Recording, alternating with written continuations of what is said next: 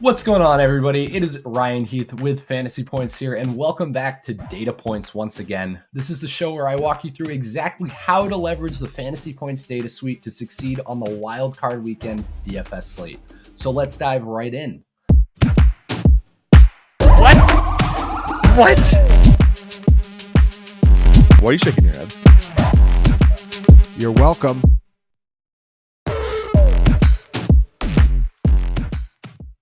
So starting here with kind of the game of the week, the Commanders-Bucks game, highest total game, 50.5 over under. I just wanted to take a look and see what Baker Mayfield typically does in these high projected total games. So we're here in advanced passing, and you can do exactly that with our over under filter here.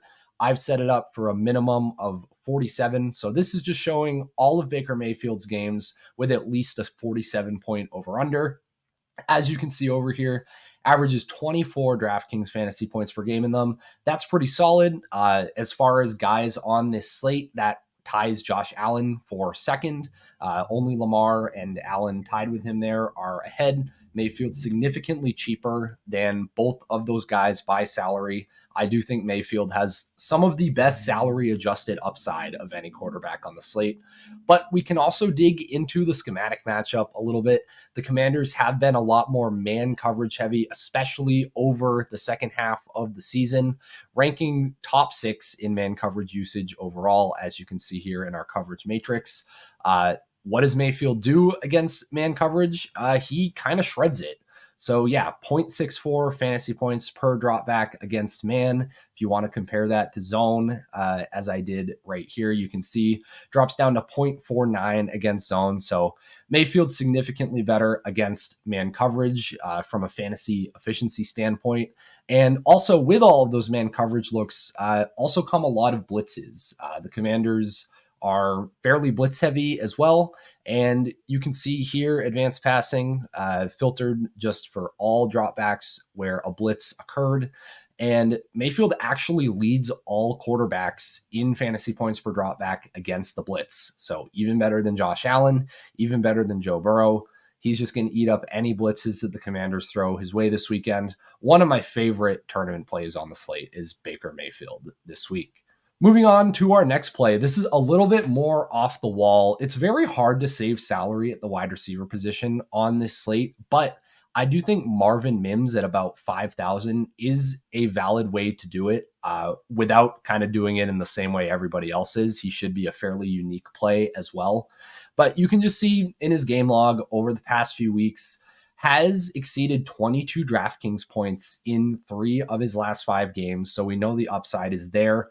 Obviously, the role is not quite there. He's still below a 50% route share. This is not like a typical wide receiver type of play, but again, it's a short slate. We're looking for upside wherever we can get it.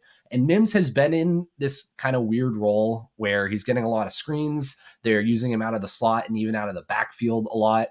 And it's been to a pretty good efficiency, as we're going to see here in a minute. But most importantly, the Bills are very vulnerable against that role that the Broncos have had Mims in recently. So I've gone ahead and filtered for only slot targets, and you can see the Bills are allowing the 3rd most receiving yards per game to the slot.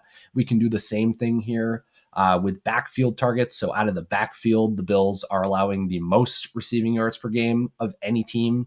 And we can actually do the same thing on screen passes as well. Obviously, a lot of overlap there with the slot and the backfield stuff. But the Bills also second in receiving yards per game allowed on screens. So everything we just said there has been the Marvin Mims role over the past month or so.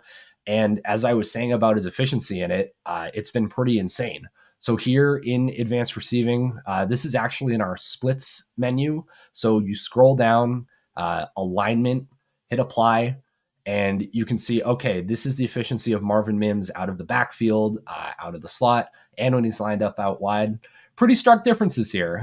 Only 0.66 yards per out run when he's lined up out wide. You might call him a fraud wide receiver based on that. I would not argue with you. But most importantly, he's going to get these cheap routes out of the backfield, out of the slot, all these scheme touches. That could be enough for him to boom on a slate at low ownership where he's one of the only wide receivers that's not super expensive. I kind of like this matchup and sort of skill set role match here with Marvin Mims against the Bills this weekend. Finally, I want to talk about Matt Stafford. So I think there's a lot of tournament viable quarterbacks on this slate. Stafford is definitely one of them.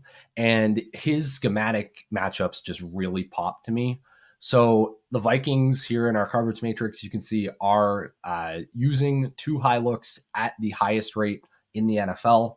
How does Stafford perform against those? We've got 2 high here. You can see 0.47 fantasy points per dropback. If we compare that to, again, single high, down to 0.39. So a decent efficiency bump against 2 high for Stafford, which is good to know. The Vikings are another team that also blitz a ton, top 2 in the league in blitz rate. Gone ahead, done the same thing as we did for Baker, just filtering for blitzes here. And you can see Stafford ranks top 5 in adjusted net yards per attempt against the blitz. So kind of another spot where there's some matchup indicators here that could work out in Stafford's favor. One of his best games of the season was against this same Vikings defense back a few months ago. It kind of makes sense. And then I think most importantly with Stafford, and whether you play him or not just whether you play him, it's how you play him, right? Who are you stacking him with? I think you have to double stack Matt Stafford. Cooper Kupp has basically done well in any game Stafford has exceeded 18 DraftKings points this season.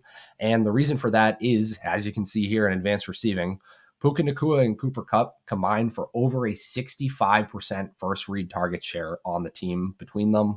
There just are no targets to go around aside from these 2 guys. So very condensed, concentrated offense. If you're playing Stafford, I think it has to be with Puka Nacua, with Cooper Kupp. Nacua is just one of the best value wide receivers on the slate regardless. But as I was saying, if Stafford booms, then he really needs to bring Cooper Kupp with him more than likely. So that's going to be it, guys. Thank you so much for watching. Hopefully that was informative, gave you some ideas of how you can use the Fantasy Points data suite to get an edge in DFS this week. As always, check out the site.